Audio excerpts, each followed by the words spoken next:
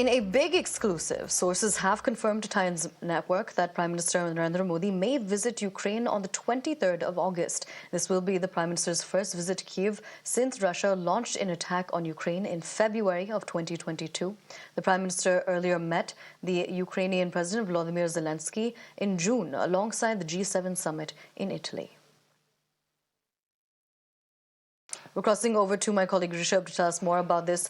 Rishabh, when it comes to the optics of this meet, of course, it comes just shortly after the Prime Minister had also met with the Russian President, Vladimir Putin, as well. What do you think? How do you think the world is really going to react to this?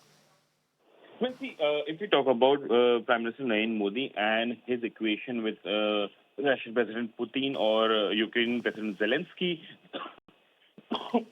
the world looks at it in anticipation. We have seen that when Prime Minister was in Russia just last month, earlier this month for that matter, the way world was reacting to every movement, every word of Prime Minister. Now, when we know that there is likelihood of Prime Minister visiting Ukraine by end of August, 23rd August is what we are given to understand is when the Prime Minister would be in Ukraine. So the way world will be looking at it, it will be very interesting.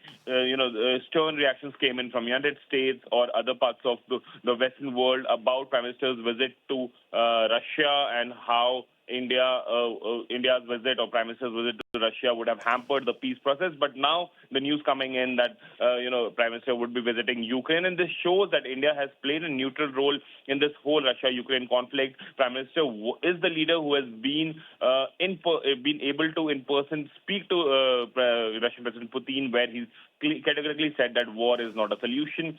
Dialogue and diplomacy is. Now, when Prime Minister visits Ukraine, a similar message from across the fault line between Russia and Ukraine will be heard, is what we are given to understand.